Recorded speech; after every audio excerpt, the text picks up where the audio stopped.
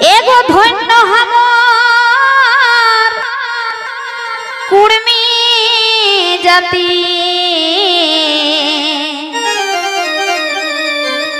আর দান ধর্মে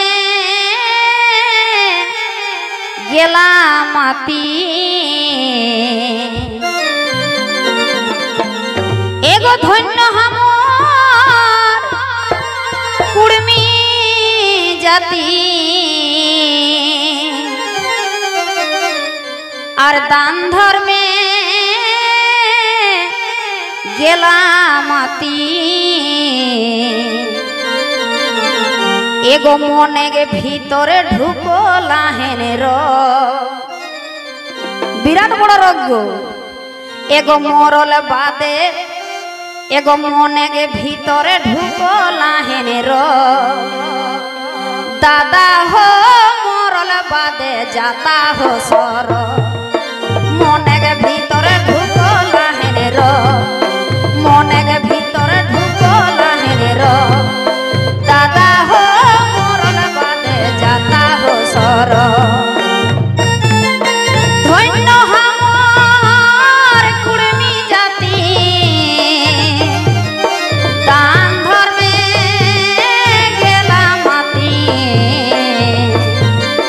ধন্য হামার কুর্মী জাতি দান ধর্মে গেলাম মাতি মনে ভিতরে ঢুকলা হেনের মনে ভিতরে ঢুকলা হেনের দিদি গো মরল বাদে যাতা হো সর যে মনে ভিতরে ঢুকলা হেনের মনে ভিতরে ঢুকলা হেনের দাদা হো মরল বাদে যাতা হো সর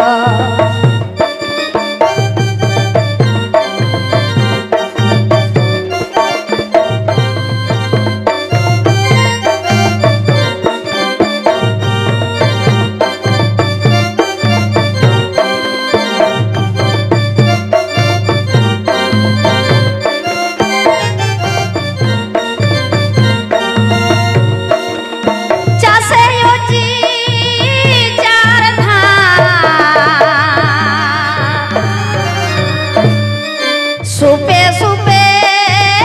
করতা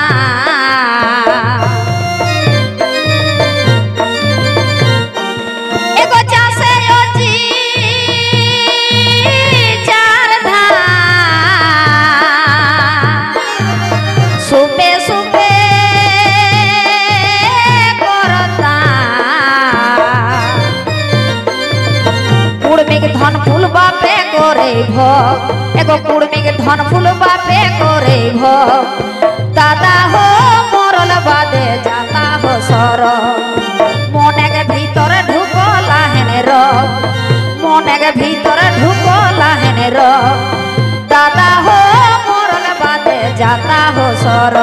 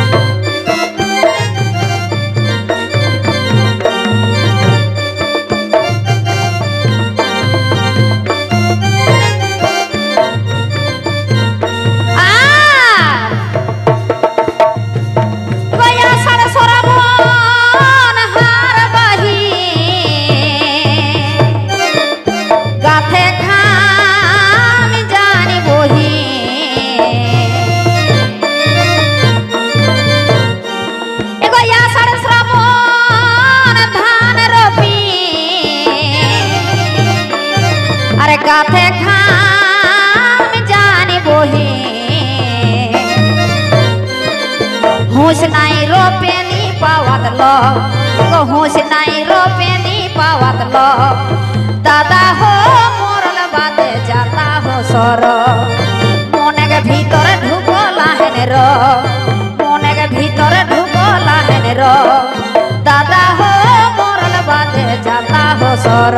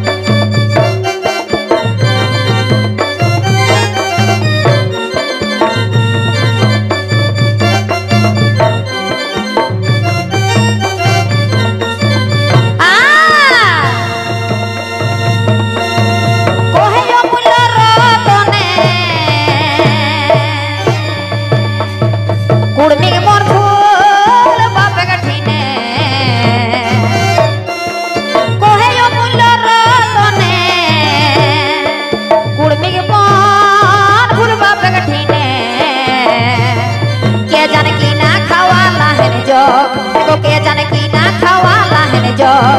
दादा हो मरल बादे जाता हो सर मने के भीतर ढुकला है रो मने के भीतर ढुकला है रो दादा हो मरल बादे जाता हो सर दादा हो मरल बादे जाता हो सर दादा हो मरल बादे